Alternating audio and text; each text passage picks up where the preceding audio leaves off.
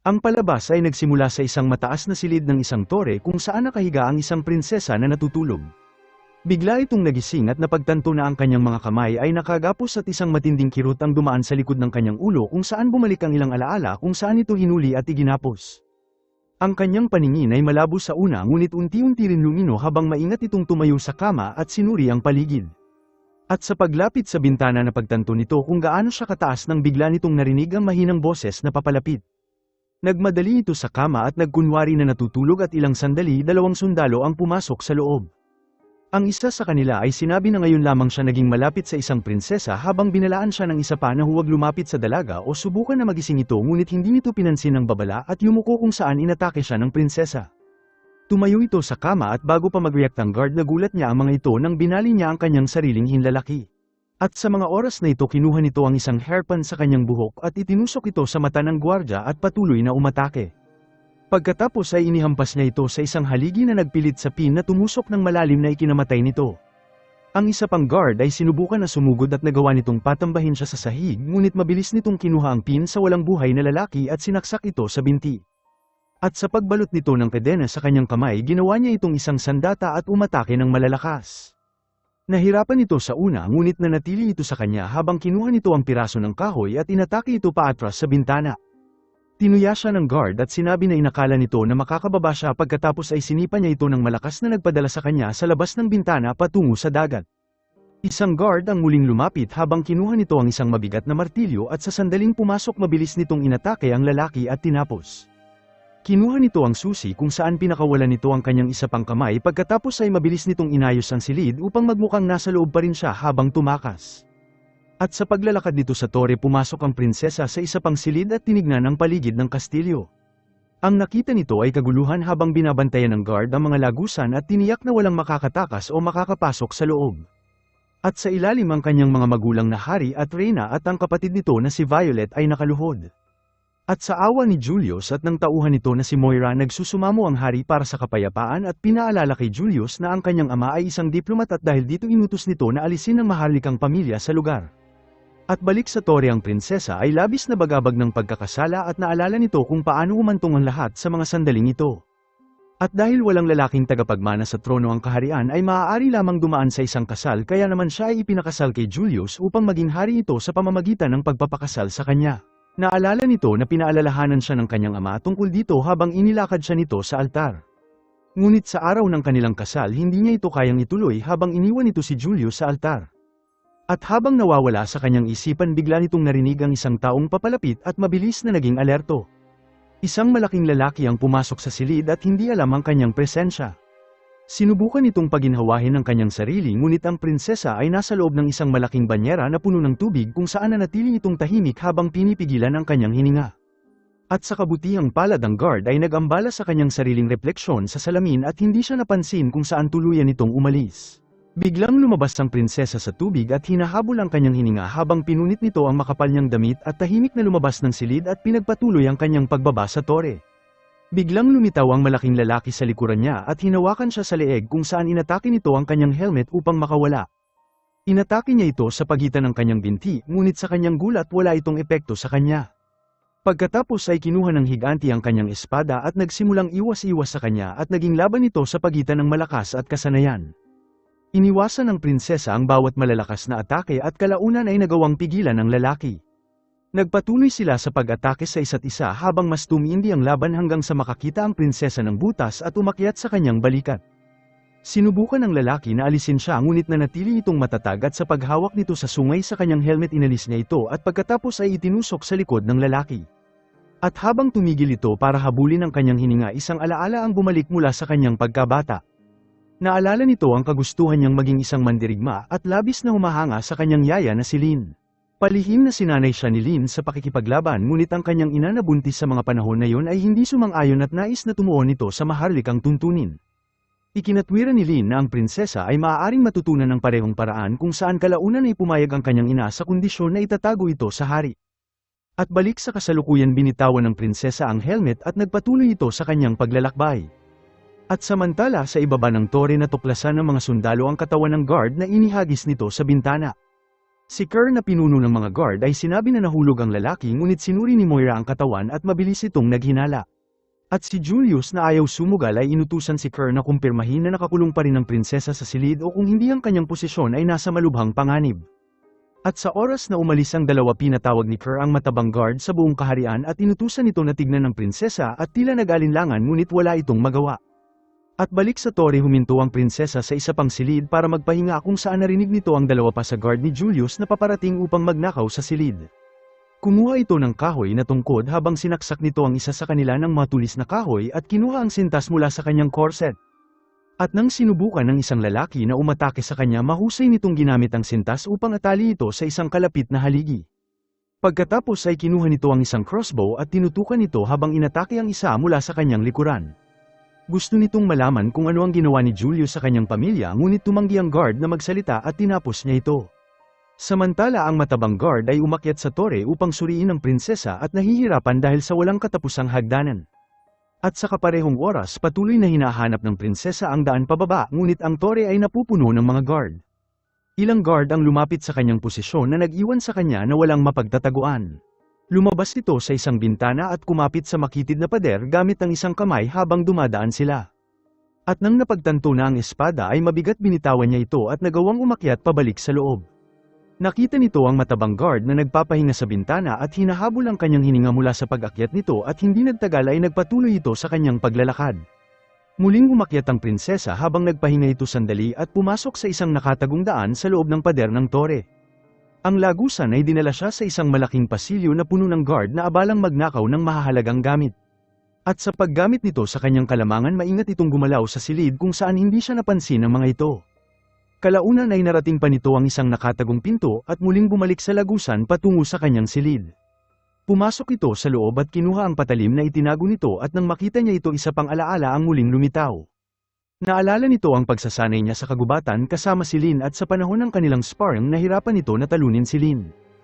At upang mapalakas ang kanyang loob dinala ni Lin ang kanyang tiyuhin na si Kai na isa sa tagapayo ng hari at ang lalaki na nagsanay kay Lin at ngayon kailangan silang harapin ng prinsesa ng sabay. Nagsimula ang kanilang laban ngunit mabilis siyang natalo ni Kai at dahil tumanggi na sumuko nagpatuloy ito kahit walang sandata. At sa pagkakataon na ito sumugod ito kay Kai at nagawang mahusay na itapon ito sa sahig. At dahil humanga sa kanya ibinigay ni Kai sa kanya ang isang patalim bilang regalo at sinabi na nababagay ito sa isang tunay na mandirigma. At balik sa kasalukuyan binuksan ng prinsesa ang isang kahon at isinuot ang sinturon at bota at inihanda ang kanyang sarili. Pagkatapos ay bumalik ito sa sikretong pasilyo at habang naglalakad dito narinig nito si Julius at Moira na nag-uusap kung saan pinagmasdan niya ang mga ito ng malapitan. Nagtanong si Moira kung bakit hindi lang basta kinuha ni Julius ang kaharian sa pamamagitan ng dahas at ipinaliwanag ni Julius na kailangan nitong pakasalan ng prinsesa upang lehitimong nitong makuha ang trono. Ngunit mas lalo pa itong nagalit at ibinunyag ang kanyang tunay na intensyon at sa sandaling makuranahan ito plano niyang durugin ang leeg ng hari upang pagtibayin ang kanyang paghahari sa pamamagitan ng takot. At dahil nagulat na unawaan ng prinsesa ang buong saklaw ng kanyang plano habang nagsimulang maghalikan ng dalawa at sinamantala ng prinsesa ang pagkakataon. At dahil inaasahan nito kung saan sila lilipat tahimik itong umukit ng maliit na butas sa pader at sa oras na papalapit sila itinusok nito ang kanyang patalim at balak na tapusin si Julius.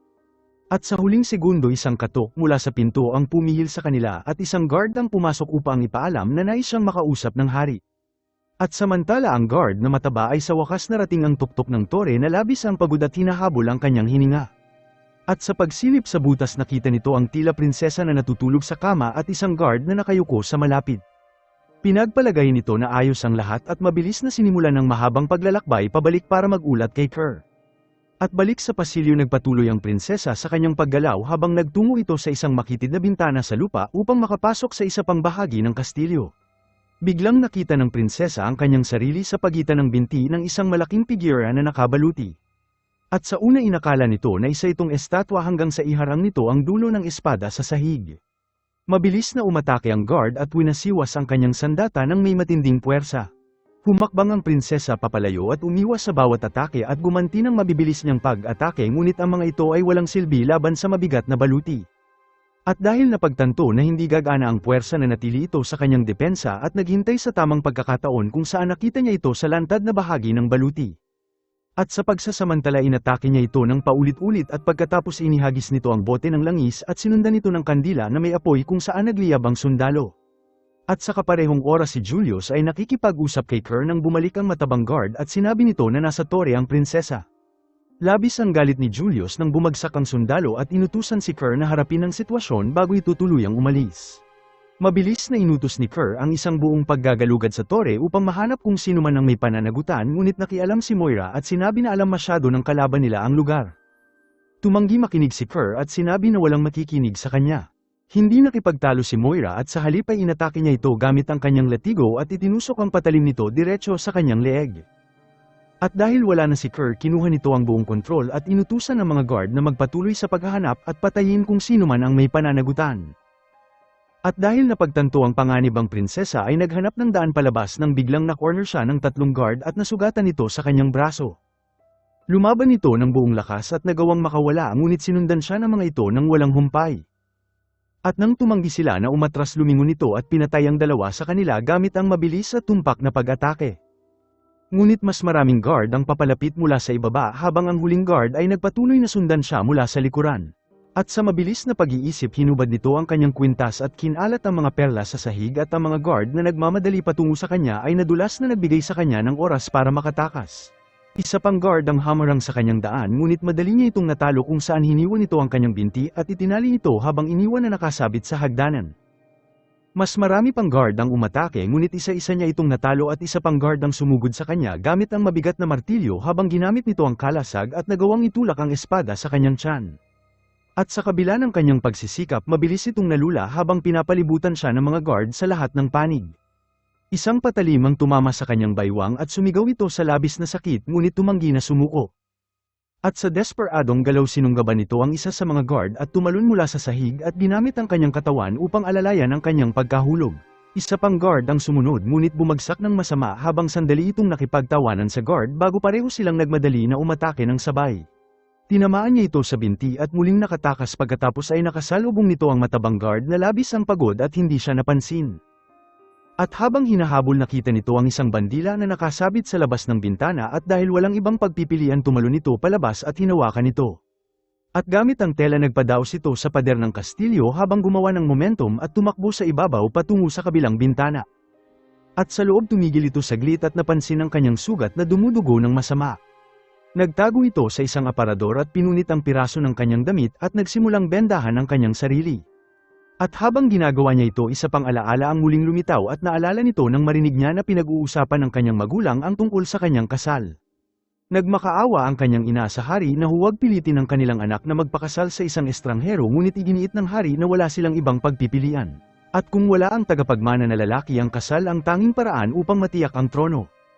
At dahil hindi na kayang manahimik pumasok ang prinsesa na nakasuot bilang mandirigma at nagmamakaawa sa kanyang ama na hayaan siyang patunayan nito ang kanyang sarili.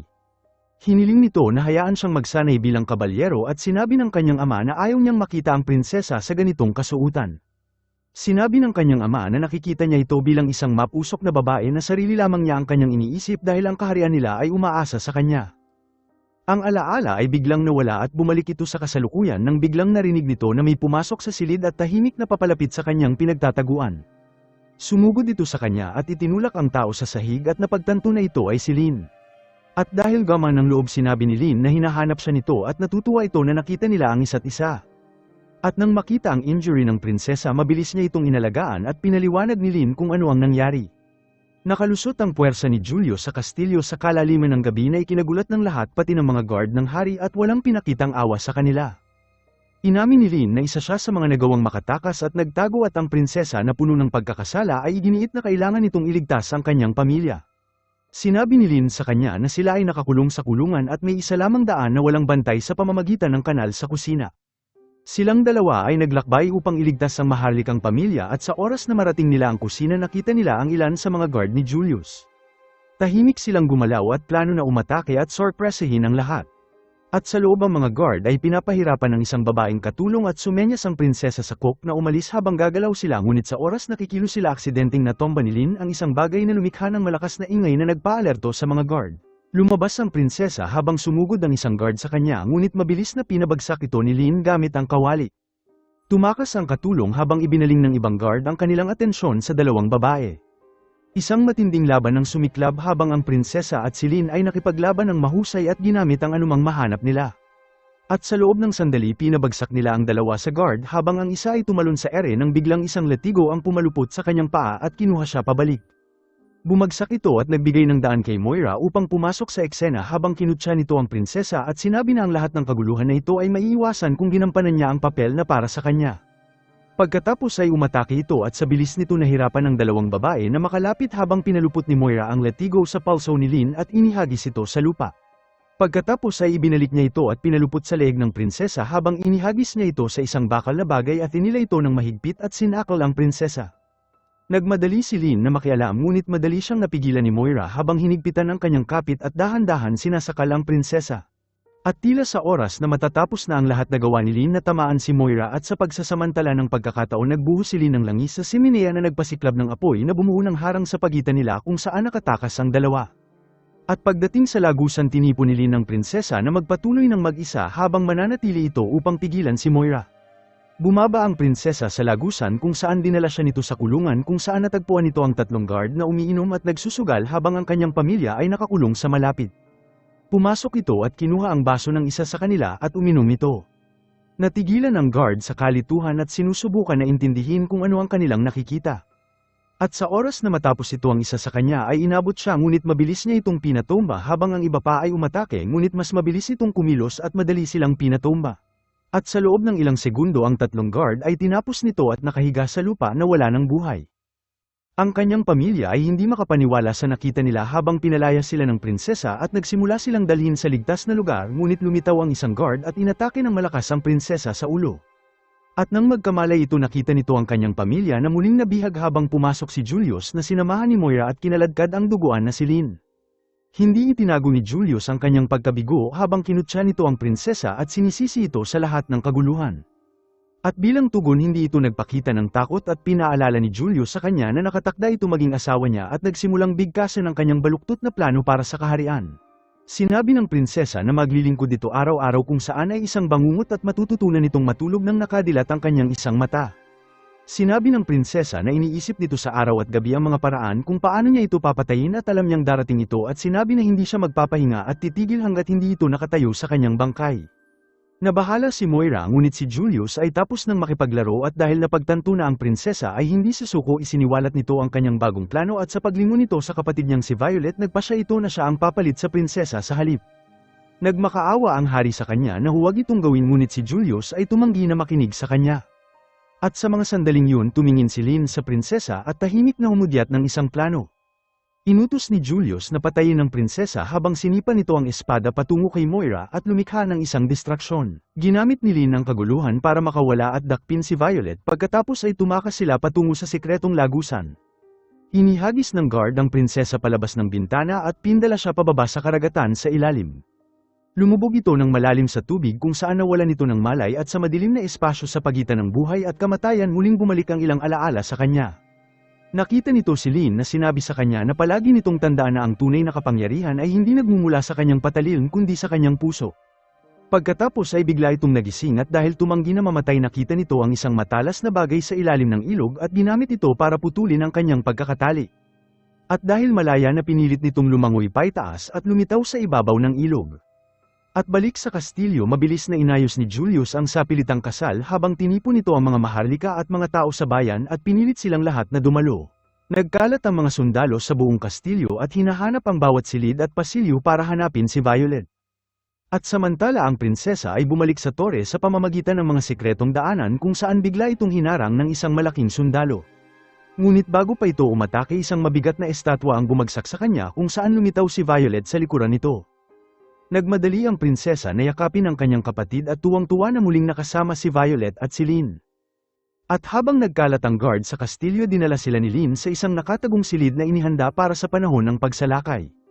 Kumuha sila ng mga armas at baluti at naghanda na harapin si Julius at ang puwersa nito. Iginiit ni Violet na makipaglaban kasama sila ngunit marahan na tumanggi ang prinsesa at nangako na sasanayin nito ng tama balang araw at nais nito na magtago muna siya. At sa kapilya nawalan si Julius ng pasensya at itinutok ang espada sa lalamunan ng reyna at inutos na tawagin nito si Violet. Tumanggi ang reyna at sinabi na puputulan muna ang dila niya kung saan tumugon si Julius na maaaring mangyari yun. At sa mga sandaling yun ang prinsesa at si Lin ay inulunsad ang kanilang pag-atake habang napuno ng guard ang lugar at sumugod sa kanila. Umatake ang prinsesa sa kanila nang may mahusay na katumpakan habang nagbigay si Lin ng suporta at tinalo ang ilan sa kalaban mula sa malayo. Si Julius at Moira ay nagulat nang muling lumitaw ang prinsesa na malakas at buhay pa sa kabila ng lahat. Tiniyak ni Moira sa kanya na sa pagkakataon na ito hindi na ito makakatakas sa kamatayan at inihanda ang kanyang sandata. Nagpadala ito ng mas maraming guard habang naghihintay sa tamang sandali para umatake. Mas lalong tumindi ang laban habang mas maraming sundalo ang sumusugod. Patuloy na umatake si Lin mula sa malayo ngunit habang dumarami ang kanilang bilang napilitan itong lumaban ng malapitan at kinuha ang kanyang sandata at umatake sa kanila ng mahusay. Nang biglang sumali sa labanan ang mga guard na may baluti at mabilis na alala ng prinsesa ang kanilang kahinaan at itinuro ang mga nakalantad na bahagi. At gamit ang kaalaman na ito pinabagsak nila ang mga sundalong may baluti ng walang hirap. At samantala tahimik na dumaan si Violet sa lihim na lagusan at sa maingat na paggalaw gumapang ito patungo sa mga bilanggo at nagsimulang tanggalin ang kanilang mga gapos habang binigyan nito si Kai ng isang patalim at binigyan ng pagkakataon na lumaban. Ngunit naramdaman ni Julius na tila may mali at sa pagtitiwala nito sa kanyang kutob tahimik itong lumapit at biglang hinawakan si Violet mula sa kanyang pinagtataguan. Inutusan nito ang pari na simulan agad ang seremonya at mula sa labas nakita ng prinsesa at ni Lin kung ano ang nangyayari at napagtanto na kailangan nilang kumilos agad. Inimungkahi ni Lin na maghiwalay sila at ginawa nila ito kung saan sumugod ang ilang guard kay Lin ngunit mahusay niyang tinalo ang mga ito bago pumasok sa loob ng kapilya. At doon nakaharap nito si Moira at sa mga natitira nitong sundalo kung saan sumiklab ang isang brutal na labanan at napunta ang seremonya sa kaguluhan. At nang makita ang kaguluhan iniwan ni Julius ang altar upang sumali sa laban at sa pagsasamantala ng pagkakataon tinipon ni Kai ang mga tao at mabilis itong sumali sa labanan. At sa kaguluhan gumawa ang hari ng desperadong galaw kung saan sumugod ito kay Julius ngunit mabilis siya inatake nito gamit ang espada. Tinapos ng prinsesa ang huli sa mga guard at nagmadali na pumunta sa kapilya ngunit hamarang si Moira sa kanyang daan. Sinabi ni Moira na minaliit niya ito at isang laban sa pagitan nila ang nagsimula. Mabilis na nakuha ni Moira ang kontrol at pinalayo ang prinsesa gamit ang kanyang latigo na nagpilit sa prinsesa na umilag. At nang muling subukan ng prinsesa gumanti si Moira at binalot ang latigo sa kanyang espada. At matapos ng pagpupumiglas hinayla niya ito at tinanggalan ng armas ng tuluyan. Ngunit mabilis na umangkop ang prinsesa at sa pagbago ng kanyang diskarte iniwasan nito ang isa pang pag-atake at nasalo ang latigo kung saan ginamit niya ito kay Moira at itinusok ang patalim sa kanyang dibdib. Ibinalot niya ito ng mahigpit at inihagis sa kabilang dulo at inila gamit ang kanyang buong lakas dahilan para mawalan ito ng buhay. At sa kaparehong oras hinarap ni Lin si Julius habang sinubukan ng mga guard na tambangan siya mula sa likuran ngunit gumanti ito at pinatumba sila. Sumugod si Julius at itinusok ang kanyang patalim kay Lin mula sa likuran habang sumigaw si Kai sa takot. At nang marinig ang sigaw kumuha ang prinsesa ng espada at nagmadali sa loob ng kapilya. At nang makita nito na bumagsak si Lin napaluhod ito sa kanyang tuhod habang umiiyak. Kinuha ni Julius ang korona ng hari at inilagay ito sa kanyang ulo habang mabilis na bawi ng prinsesa ang kanyang sarili at tinipon ang kanyang pamilya na pumunta sa ligtas na lugar. Pagkatapos ay hinarap nito si Julius habang ang kanilang mga espada ay nagdikit at sumabak sa huling laban. Ngunit pinatunayan ni Julius na mahirap siyang matalo habang sinalo nito ang mga atake ng walang hirap at tinuya ang prinsesa. Nagpatuloy sila sa pagpalitan ng mga atake habang kinuha ni Julius ang kutsilyo sa kanyang kabilang kamay at sinaksak ito sa tagiliran. Hinawakan niya ito sa kanyang leeg at handang tapusin ng prinsesa at huminto nang makita nito ang kanyang pamilya at mga taga-nayon na nanunood. Ibinagsak niya ito sa lupa at ginamit ang sandali para magmayabang at sinabi na mahina ang kanilang kaharian at idineklara na mamumuno ito sa takot at brutal na puwersa. At habang nagsasalita ito naalala ng prinsesa ang salita ni Lin at sa isang mabilis at mapagpasyang galaw tumayo ito at dinisarmahan si Julius at inatake ang kanyang leeg. Tumahimik ang lahat nang bumagsak ang ulo ni Julius sa sahig habang nakatayo ng matagumpay ang prinsesa kung saan kinuha nito ang korona at ibinalik ito sa hari habang papalapit sa kanya. Inutos nito na patunugin ang mga kampana habang idineklara nito na ang bagong tagapagmana sa trono ay isinilang na. Lumuhad ang prinsesa at hinabi niya ito bago ipahayag na mula sa araw na yun ang mga babae ng kaharian ang huhubog sa kanilang sariling kapalaran. Inamin nito na dapat ay nagtiwala ito sa kanyang anak at labis niya itong pinagmamalakiat ng lahat dahil utang nila ang kanilang buhay sa prinsesa. Pagkatapos ay tinulungan niya itong tumayo at iniharap sa mga tao bilang kanilang bagong pinuno sa hinaharap. Maraming salamat mga Lods, pa-like at subscribe naman para sa mga susunod nating movie recap.